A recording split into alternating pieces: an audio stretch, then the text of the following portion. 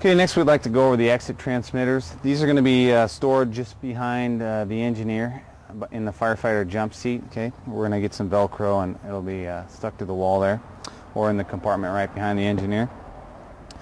But now when we were doing our training on these things, we talked to you guys about some invisible rope line techniques where we were going to lay these out, and you could press this button to silence them, and really I just want you guys to disregard that. Okay, we're going to not be training with them that way. We're going to use these things specifically as just an exit device for us inside of fire. So when these get put out there, they're going to be used on basically our first two evolutions when we're going through the door. Anytime a hose line's going through the door, we want one of these things set out there, and that's going to be the engineer's responsibility.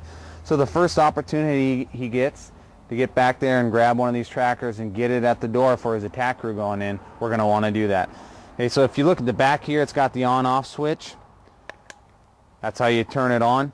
It shows you that it's operating right there. The light just above that is the low battery light. That comes on and you need to change the batteries. Okay, it also has got some lights on the front there just showing that it's turned on. So what we're going to want to do with this, just plain and simple, get it somewhere right up next to the door for that attack crew to come back to. That's going to be an optimal position in on a lot of entrance doors, since it's just hanging on the doorknob. It could be set just outside the door. You know, you're going to want to tuck it up there so it doesn't get drug out by the hose or people kicking it around. You know, maybe the back side of the door will be a little bit better, where people won't be walking by it.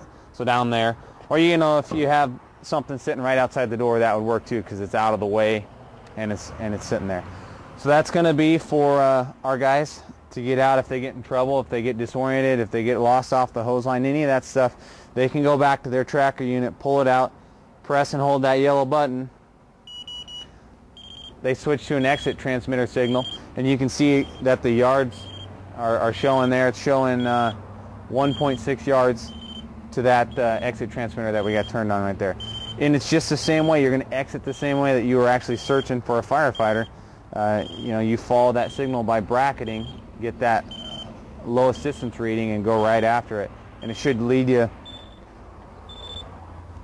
right back to this unit that's sitting out here and back out to safety. So that's the purpose of the exit transmitters, and that's how we're going to use them. Let's try to avoid that red button, because that's going to shut off the signal. Nobody should really be touching it though once it's put there. Okay.